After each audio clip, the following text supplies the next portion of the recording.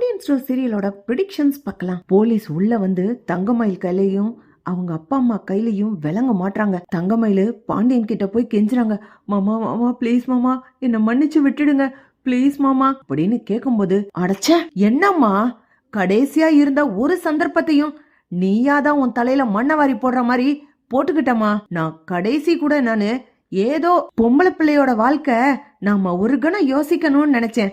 எப்போ உங்க அப்பா போலீஸ கூட்டிக்கிட்டு வந்தாரோ அப்பவே நான் முடிவு பண்ணிட்டேன். என்னம்மா நினைச்சுக்கிட்டீங்க? எத்தனை பொய் தான் சொல்லுவீங்க? அத்தனை பொய்க்கும் நாங்க தலையாட்டி அமைதியா போயிடுவோம்னு நினைச்சிட்டியா? ஒரு பொய் ரெண்டு பொய் கண்டுபிடிச்ச உடனேயே நீயா வந்து உண்மைய சொல்லிருக்கணுமா இல்லையா? தங்க நகை போடல கவரிங் நகை தான்னு அத சாட்சி சொல்ல வந்த மீனா ராஜியவுமே நீ குற்றவாளி ஆக்குனீங்க. இதுக்கெல்லாம் பல மடங்கு மேல போய் உங்க அம்மா எந்த அளவுக்கு மோசம். நாங்கெல்லாம் திருடிக்கிட்டோம். அந்த பணத்தை வச்சுதான் செந்திலுக்கும் கதிருக்கும் பிசினஸ் ஆரம்பிச்சு கொடுத்திருக்கோம், வேலை வாங்கி கொடுத்திருக்கோம்.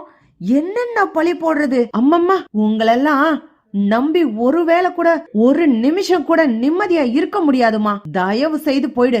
நான் கம்ப்ளைண்ட வாபஸ் வாங்க மாட்டேன் அப்படின்னு பாண்டியன் சொல்லிடுறாங்க. அப்படியே தங்கமயிலு மீனா ராஜே திரும்பி பாக்குறாங்க. மீனா மீனா அக்கா சி இனிமே உன்னையெல்லாம் நான் அக்கான்னு கூட சொல்ல மாட்டேன். ஏய் என்ன மனுஷி நீங்கெல்லாம், என்ன குடும்பம் நீங்கெல்லாம். பாவம் தங்கமயில் அக்கா, மாமாவோட வாழ்க்கை வீணா போயிடக்கூடாது, சரவண மாமாவோட வாழ்க்கை வீணா போயிடக்கூடாது.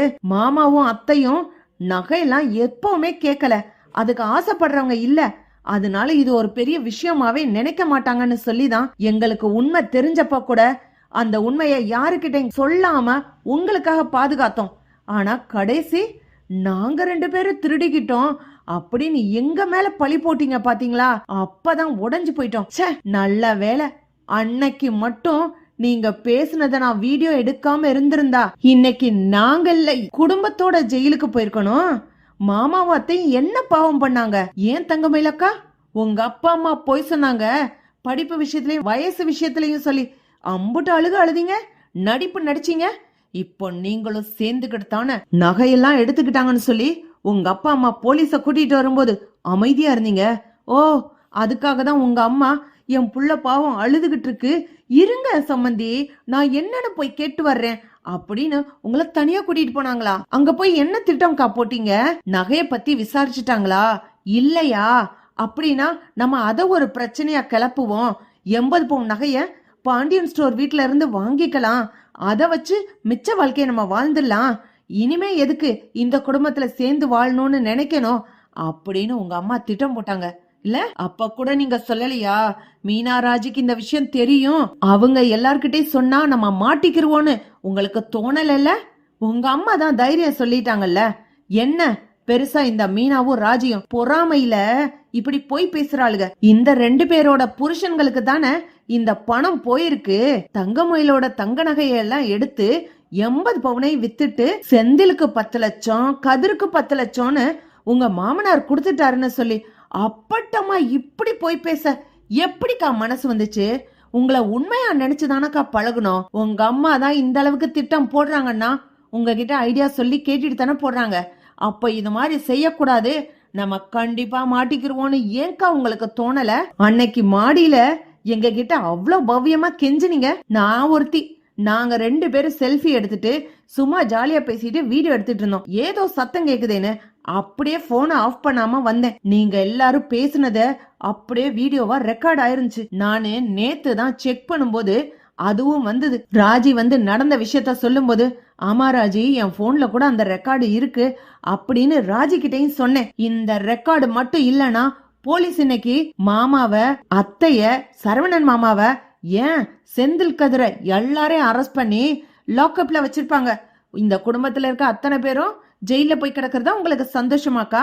அதெல்லாம் பத்தாதுன்னு சொல்லி கல்யாண போட்டோல இருந்த நகையோட மாடலு, இங்க இருக்க கவரிங் நகையோட மாடலு எல்லாத்தையும் பார்த்தாங்க.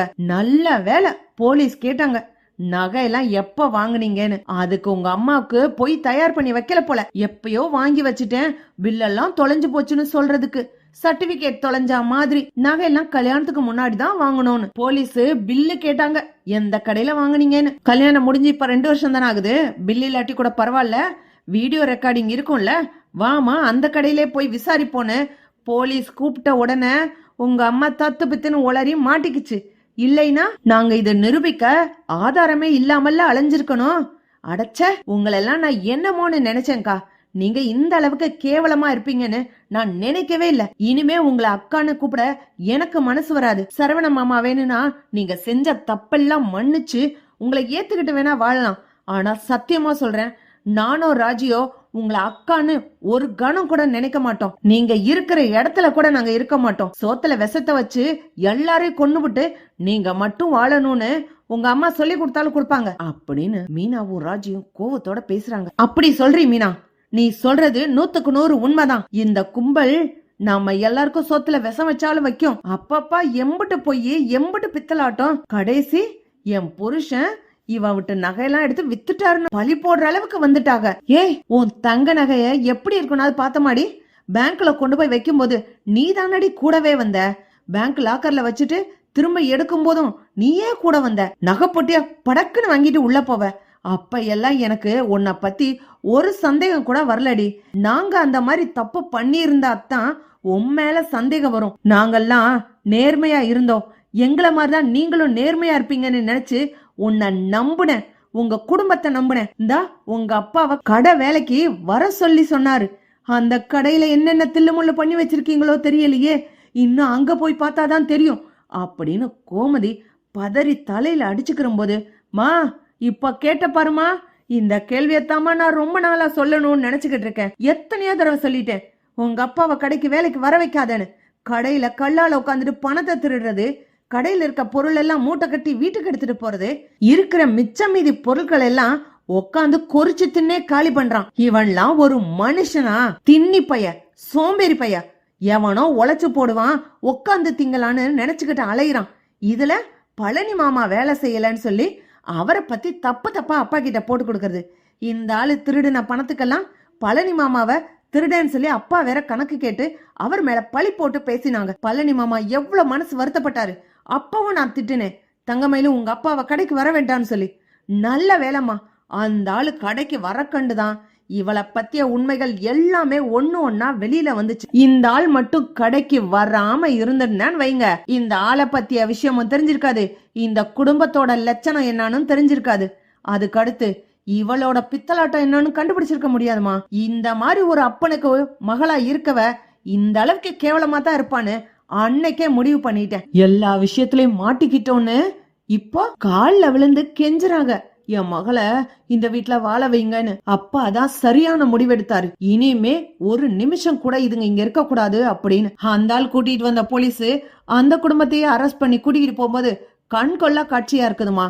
அதுவும் இந்த பொய்க்காரி கையில விலங்க மாட்டி இழுத்துட்டு போறாங்க பாரு, அவ்வளவு சந்தோஷமா இருக்கு. இது மாதிரி இன்னும் எத்தனை குடும்பத்தை ஏமாத்தலான்னு தெரியுதுன்னு தெரியலையே. சே, உழுக்காம மனசுல ஒரு அச்சோன இல்லாம எப்படி அப்பா மேல கம்ப்ளைண்ட் கொடுக்க போலீஸ கூட்டிட்டு வருவாங்க? கவரிங் நகையை போட்டுட்டு தங்க நகைன்னு பொய் சொல்லி அந்த பொம்பளை அப்படி அடிச்சு பேசுது அப்படின்னு சரவணன் கோவத்தோட கத்துறாரு. பாண்டியன் உடனே, என்னடா சொல்ற?